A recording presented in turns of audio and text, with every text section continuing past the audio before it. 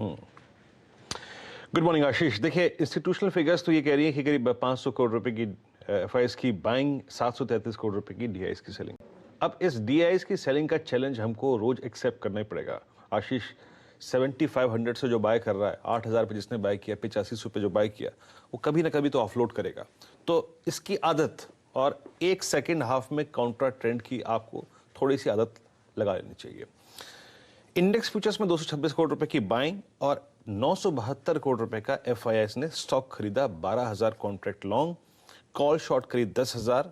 वो ऊपर की तरफ थोड़ा सा प्रेशर का संकेत देती है, लेकिन उनके स्टैट्स अभी भी ये नहीं कहते कि वो इस बाजार में एग्जिट करने को तैयार है या फिर शॉर्ट करने को तैयार है। तो एफआईआईएस के सेट्स काफी अच्छे खासे हैं।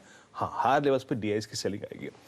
लेकिन आप जो कह रहे थे ना आशीष, के एशिया काफी स्ट्रांग है और उसमें भी एसजीएक्स निफ्टी चमक रहा है। उसका एक बड़ा कारण है 10,000। याद रखिए, जिस लेवल पे हम कल क्लोज हुए वो एग्जैक्टली इसका 100 डे एक्सपोनेंशियल मूविंग एवरेज है। हम बार बार 300 के ऊपर जाने में हिचकिचा रहे हैं क्योंकि उसके ऊपर जो क्लस्टर है 200 डेमा का आशीष, वहां पे जाके टर्बुलेंस आएगी ही। 10,000 एक बहुत स्ट्रांग सपोर्ट है। 10,046 हमारा 100 डे एक्सपोनेंशियल मूविंग एवरेज है और 10,000 के पुट्स वीकली और मंथली कॉन्ट्रैक्ट में बहुत स्ट्रांग ओआई बहुत होल्ड करती हैं। तो ये एक बहुत अहम बेस है, इसको तोड़ना बहुत मुश्किल है। तो आज के लिए मैं ये कहूंगा आशीष, एक तो एक्सपायरी -1 वेडनेसडे एक बहुत स्ट्रांग और एक बड़े ट्रेड का दिन होता है, तो आपको गलत साइड पर नहीं बैठना है। इसलिए शुरुआती 1 घंटे में स्टेबल रहिए और मार्केट से, इंडेक्स से थोड़ा दूर रहिए। 9993 अगर आप देखें, करीब करीब 9983 और करीब करीब 10,030, इस जोन को अगर हम होल्ड करते हैं और 10,060 10,080 के ऊपर शूट अप करना शुरू करते हैं तो हम एक पुल बैक मोड में जाएंगे। जब तक 9983 नहीं टूटता मैं शॉर्ट नहीं करूंगा।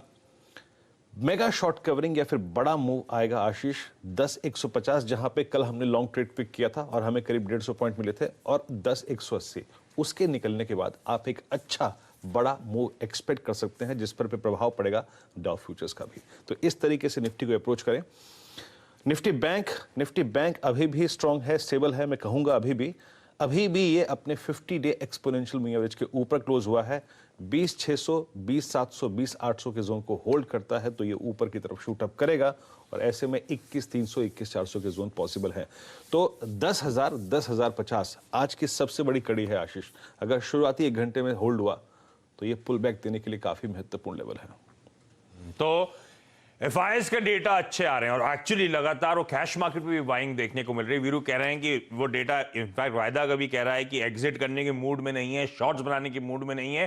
तो एफआईएस के डेटा इंकरेजिंग है, वो अभी भी दाव लगा रहे हैं तेजी की तरफ। हाँ, डीआईएस मुनाफा वसूली कर रहे हैं, वो अपरेंटली दिख भी रहा है और बिल्कुल सही कह रहे हैं वीरू। लोअर लेवल में जब बहुत पिटे थे हम, तो ये डीआईएस ही बाजार को लगातार सपोर्ट कर रहे थे, लगातार बाइंग कर रहे थे, तो कहीं ना कहीं मुनाफा वसूली आएगी।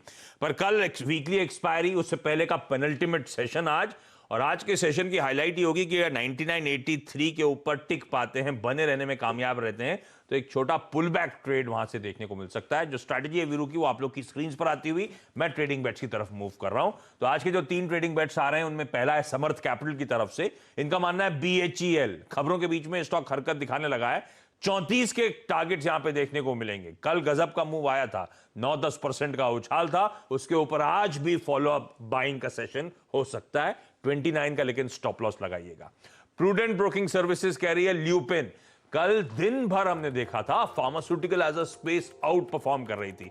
जब बाजार तेज था, जब बाजार में लो लेवल से रिकवरी आ रही थी, तो भी फार्मा की चमक बनी रही और फाइनली फार्मा आउट परफॉर्म करता हुआ नजर आया था। उसमें ल्यूपिन वो स्टॉक है जिसमें आप खरीदारी करके चलिए, 955 के टारगेट्स यहां पे हासिल हो जाए। लेकिन एक स्टॉक जो बिकवाली करने का कॉल आ रहा है, जय ठक्कर की तरफ से ये कॉल है, इंडसइंड बैंक। बेच के चलें इस स्टॉक को। खबरों के बीच में अच्छा मोमेंटम तो दिखा चुका है, शायद आज थकावट का दिन हो सकता है।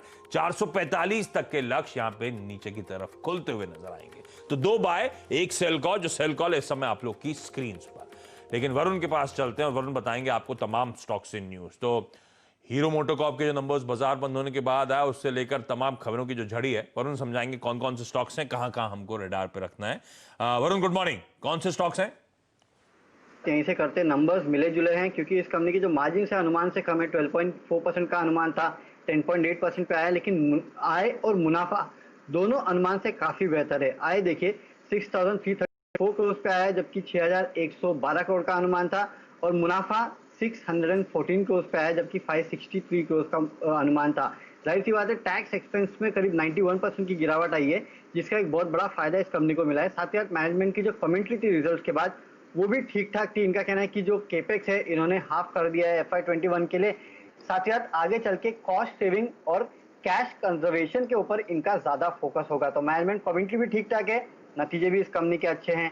दूसरा स्टॉक है JM फाइनेंशियल। इसका जो QIP बुक है वो लॉन्च हो चुका है। जो डील साइज है 770 करोड़ की है और जो इंडिकेटिव प्राइस है 70 रुपए प्रति शेयर की है। फ्लोर प्राइस 66 रुपये 72 पैसे प्रति शेयर की रखी गई है।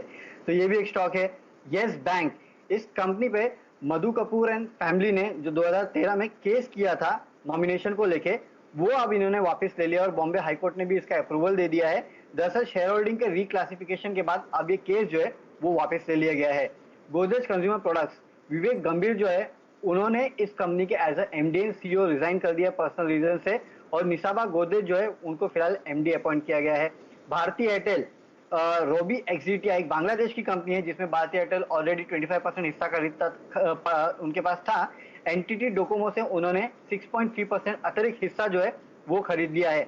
मारुति, इसके जो मे प्रोडक्शन नंबर्स है उसमें 97.5% की गिरावट आई है।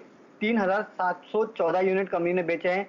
मिंडाकॉप इस कंपनी की एक सब्सिडरी कंपनी थी जिसने अब इंसॉल्वेंसी के लिए फाइल कर दिया है, क्योंकि मिंडाकॉप इसमें और इन्वेस्ट नहीं करना चाहता। क्यूपिड को तंजानिया से करीब 23.5 करोड़ का ऑर्डर मिला है। वरुण बेवरेजेस में एक्सिस फाइनेंस ने कुछ प्लेस शेयर बेचे। साथ ही साथ इस कंपनी के प्रमोटर है रविकांत जयपुरिया, उन्होंने भी करीब 2 करोड़ 10 लाख शेयर जो है इस कंपनी में बेचे हैं। और REC को याद रखिए, यहाँ फंड एक्शन हुआ है, लेकिन UBS ने यहाँ करीब